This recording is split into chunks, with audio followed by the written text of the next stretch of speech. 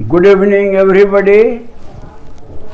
आज हम लोग टॉपिक लिए हैं रिफ्रैक्शन एट प्लेन सरफेसेज। इसके बाद हम लोग रिफ्रैक्शन एट स्फेरिकल सरफेस भी लेंगे, लेकिन सबसे पहले प्लेन सरफेस पर हम लोग जान लें ताकि वो भी होता है हेल्पफुल वहाँ के लिए, स्फेरिकल सरफेस के लिए।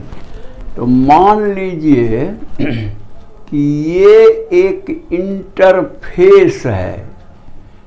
इंटरफेस माने ज्वाइनिंग सरफेस। मान लीजिए इसके ऊपर एक मीडियम है और इसके नीचे दूसरा मीडियम है। ऐसे समझिए कि ऊपर मान लीजिए ये लाइन के ये जो इंटरफेस वाला लाइन है इसके ऊपर हवा है, एयर, और मान लीजिए इसके नीचे पानी है। यानी दो मीडियम का इंटरफेस माने ज्वाइनिंग सरफेस है वो, ये वाला। अब मान लीजिए कि एक इंसिडेंट बीम आता है, इस पर गिरता है। जिस पॉइंट पर गिरता है वहाँ एक आप ये नॉर्मल डाल दीजिए। तो इस बीम का कुछ पार्ट जो है वह रिफ्लेक्ट कर जाएगा, चूँकि वो टकराएगा तो कुछ रिफ्लेक्ट करेगा, और रेस्ट पार्ट जो है वो इंटर कर जाएगा ये दूसरा मीडियम में, और उसका पाथ जो है बदल जाएगा। अब माना पाथ जैसे अगर नहीं रहता ये मीडियम तो सीधा रहता, लेकिन देखिए मान लीजिए इधर बेंड कर गया, तो इसी फिनोमिनन को माने सेकंड मतलब जो सिचुएशन जो हुआ कि इंसिडेंट रे दूसरे मीडियम में घुस जाता है, इंटर कर जाता है, और उसका स्ट्रेट पाथ बदल जाता है। इसी फिनोमिनन को हम लोग कहते हैं रिफ्रैक्शन ऑफ लाइट। अच्छा, इसमें भी रिफ्लेक्शन की तरह रिफ्रैक्शन में भी आपको ये लॉज हैं, वही दो ठो लॉज हैं। जैसे पहला है कि इंसिडेंट रे,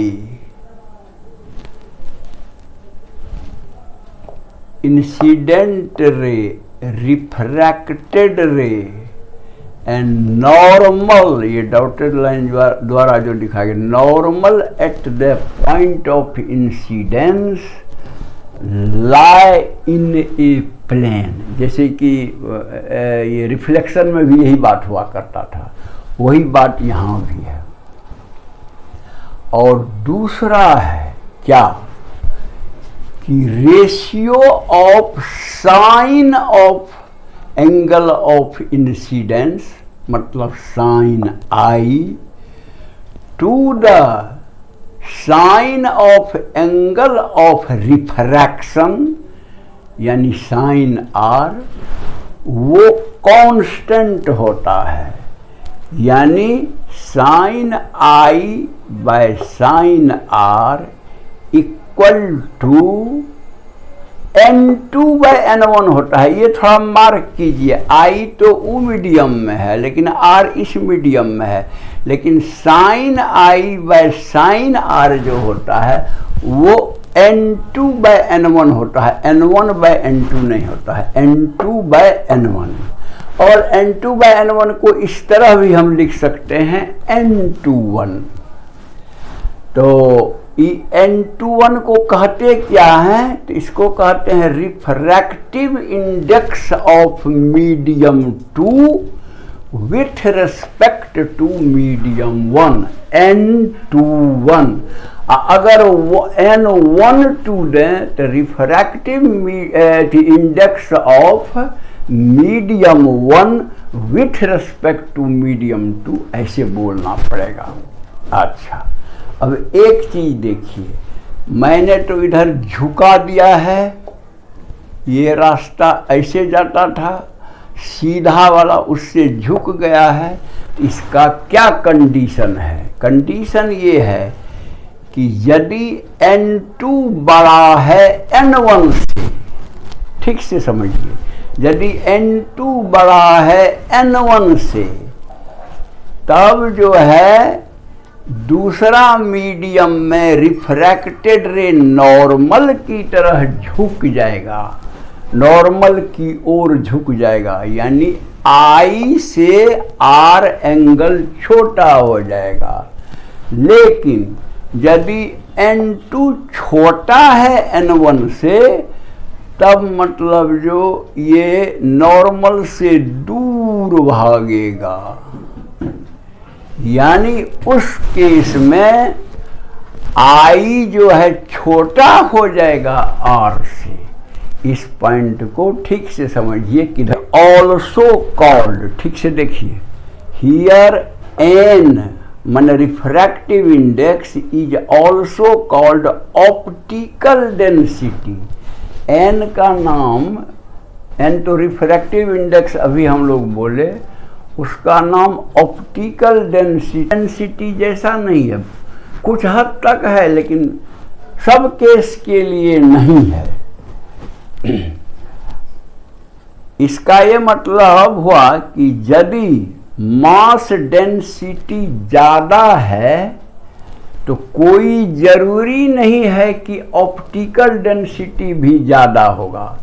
इसका सबसे सटीक एग्जाम्पल है कि पानी का मास डेंसिटी टर्पेंटाइन ऑयल यानी टारपीन के तेल से मास डेंसिटी ज़्यादा है, लेकिन ऑप्टिकल डेंसिटी जो है वह आपको पानी का टारपीन के तेल से कम है।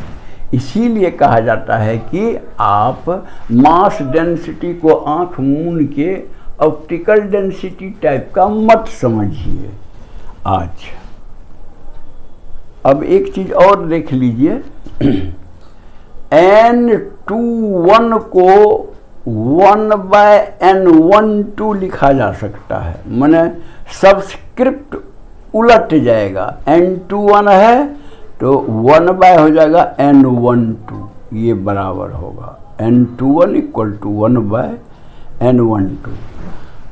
और अगर 3 ठो मीडिया हो, मैंने 3 मीडियम, मान लीजिए ये हवा हो, ये पानी हो, ये ग्लास हो और ये फिर हवा हो, तो यानी मान लीजिए हवा का n1, पानी का n2, ग्लास का n3, फिर हवा का n1, तो ये रिलेशन लागू होगा जो आपको मैथमेटिक्स वगैरह में मदद कर सकता है न्यूमेरिकल बनाने में।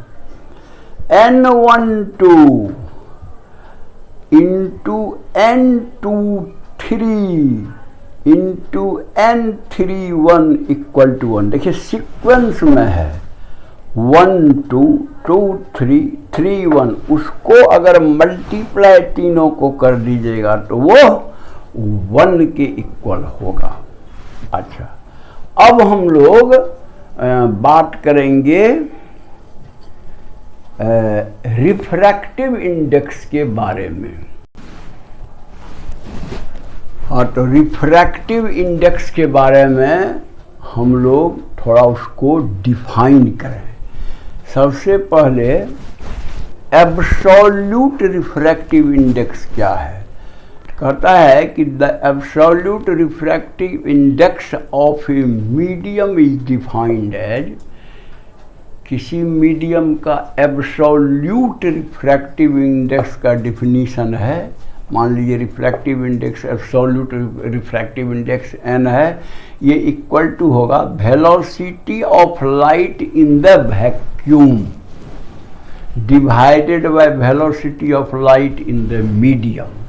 तो velocity of light in the vacuum हम लोग c लेते हैं, जो होता है 3 × 10⁸ मीटर पर सेकेंड, तो वही c है। c/v मान लीजिए मीडियम में वेलोसिटी, किसी भी मीडियम में वेलोसिटी है।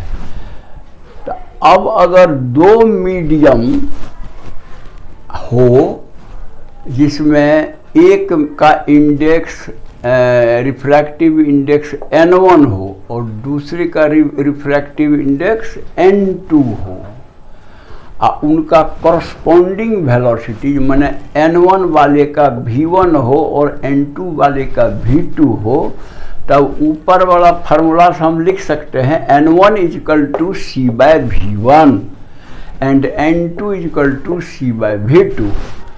अब इसको N2/N1 निकालिए तो C/V2 whole divide by C/V1, C cut गया, V ऊपर V1 ऊपर V2 नीचे, V1/V2। तो आप देख रहे हैं कि N2 है ऊपर में, यहाँ V1 है, V2 नहीं है, V1 है।